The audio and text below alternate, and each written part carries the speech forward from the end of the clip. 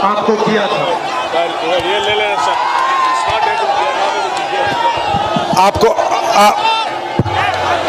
आपको याद होगा कि तेलंगाना का वायदा कांग्रेस पार्टी ने आपसे किया था और उस वायदे को कांग्रेस पार्टी ने पूरा किया। जो आपने सपना देखा था वो अधूरा रह गया।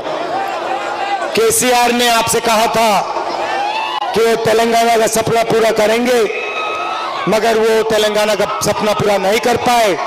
उल्टा उन्होंने भ्रष्टाचार के सब रिकॉर्ड तोड़ दिए। और जितना भ्रष्टाचार यहाँ आजकल तेलंगाना में हो रहा है, शायद बाकी हिंदुस्तान में कहीं भी ऐसा भ्रष्टाचार नहीं हो रहा। एक परिवार पूरे स्टेट को कंट्रोल करता है, चाहे वो जमीन हो, रेत हो, शराब हो, पूरा का पूरा कंट्रोल केसीआर के परिवार के हाथ में है, उनके रिश्तेदारों के हाथ में है।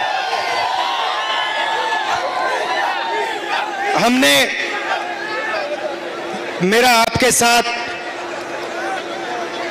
राजनीतिक रिश्ता नहीं है, अब मेरा आपके साथ पारिवारिक रिश्ता है, मोहब्बत का, प्यार का रिश्ता है। तो मैं यहां आपको झूठे वायदे करने नहीं आया हूं, मैं आपको सिर्फ यहां सच्चाई बोलने आया हूं। चुनाव में कांग्रेस पार्टी जीतने वाली है। कांग्रेस पार्टी की जबरदस्त लहर है और जैसे ही हम यहां चुनाव जीतेंगे, हमने जो आपको गारंटी दी है वो गारंटी हम पूरी करके आपको देंगे। पहली गारंटी महिलाओं के लिए महालक्ष्मी 2500 रुपए महिलाओं के बैंक अकाउंट में हर महीने, 500 रुपए का सिलेंडर और मुफ्त में महिलाओं के लिए बस के टिकट। किसानों के लिए 15,000 रुपए प्रति एकड़ और मजदूरों के लिए 12,000 रुपए प्रति एकड़। इंदिरा अम्मा इंड्लू स्कीम 5 लाख रुपए गरीबों के घर बनाने के लिए मदद। गृह ज्योति स्कीम 200 यूनिट हर महीने मुफ्त में बिजली। और युवा विकासम 5 लाख रुपए युवाओं को स्कूल और कॉलेज और कोचिंग फीस के लिए। और अंत में बुजुर्गों के लिए चयौता 4,000 रुपए हर महीने हमारे बुजुर्गों को। भाइयों और बहनों, एक बहुत जरूरी बात है, शायद सबसे जरूरी बात। देखिए, एक तरफ कांग्रेस पार्टी है और दूसरी तरफ बीआरएस, बीजेपी और एमआईएम एक साथ खड़े हुए हैं। ये एक दूसरे की मदद करते हैं। लोकसभा में मैंने स्वयं देखा, जब भी नरेंद्र मोदी जी को मदद की जरूरत थी, चाहे वो जीएसटी हो, चाहे वो किसान बिल हो, बीआरएस ने एकदम नरेंद्र मोदी की मदद की। आप देखिए, मैं बीजेपी से लड़ता हूं, पूरा देश जानता है कि अगर एक आदमी बीजेपी का मुकाबला करता है, उनके सामने खड़ा होता है, तो उसका नाम राहुल गांधी है। और ये मेरे लिए राजनीतिक लड़ाई नहीं है, ये मेरे खून की लड़ाई है, डीएनए की लड़ाई है। अब देखिए, मेरे ऊपर बीजेपी ने 25 केस लगा रखे हैं। जहां भी उनको मौका मिलता है नया केस लगा देते हैं, क्योंकि वो जानते हैं कि राहुल गांधी उनके साथ कॉम्प्रोमाइज नहीं कर सकता है और नहीं करेगा। राहुल गांधी उनके खिलाफ, उनकी आइडियोलॉजी के खिलाफ, उनकी विचारधारा के खिलाफ लड़ ही सकता है। मेरा घर ले लिया, मैंने खुशी से अपना घर दे दिया, कहा ले मुझे नहीं चाहिए आपका घर। लोकसभा की मेंबरशिप रद्द कर दी, अब मैं आपसे सवाल पूछना चाहता हूं। मेरे खिलाफ 24 मुकदमे, मेरा घर छीन लिया, मेरी लोकसभा की मेंबरशिप रद्द कर दी। आपके चीफ मिनिस्टर के खिलाफ नरेंद्र मोदी जी ने कितने केस लगाए हैं? आपके चीफ मिनिस्टर के खिलाफ कितने केस नरेंद्र मोदी ने लगाए? एक भी नहीं।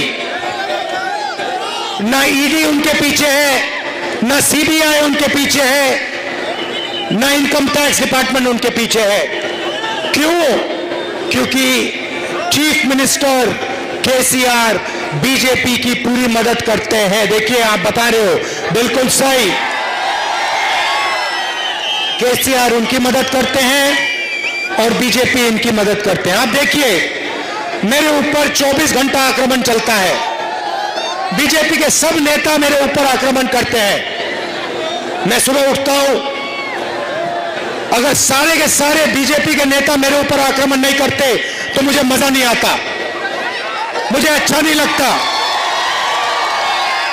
मैं कहता हूं आज कुछ कमी रह गई, थोड़ा और जोर से मुझे बोलना चाहिए। मगर केसीआर पे, उनके परिवार पे बीजेपी का कोई नेता आक्रमण नहीं करता, कोई केस नहीं, कोई ईडी नहीं, कोई इनकम टैक्स नहीं, मिले हुए हैं दोनों। दूसरी तरफ एमआईएम है।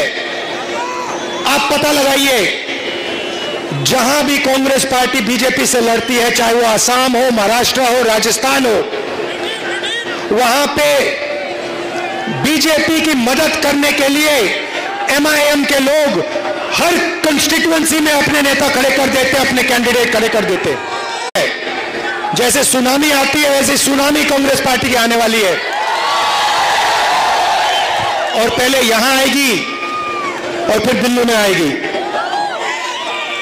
आखिरी बात मैं आपसे कहना चाहता हूं, बीजेपी के लोग पिछड़ों की बात करते हैं, ओबीसी की बात करते हैं, बीआरएस के लोग ओबीसी की बात करते हैं। मैं इनसे पूछता हूं, अगर आप ओबीसी को उतना चाहते हो तो आपने कास्ट सेंसस का जो डेटा है, जो कांग्रेस पार्टी ने कास्ट सेंसस किया था, जाति जनगणना की थी, उसका डेटा अपने देश को क्यों नहीं दिखाया?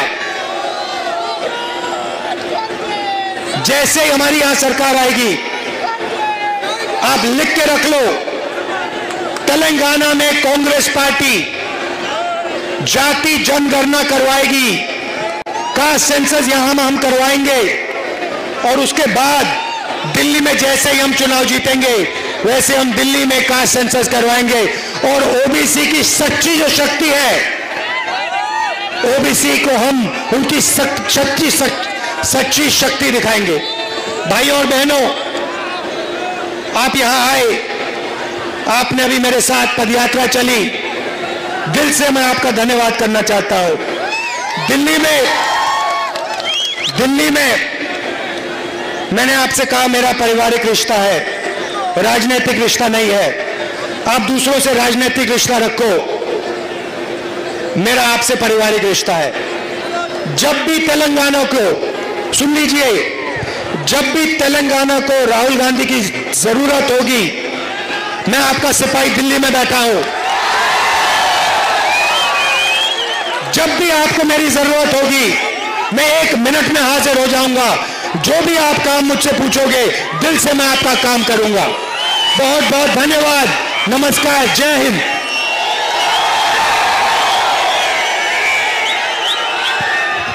राहुल गांधी गारी नायक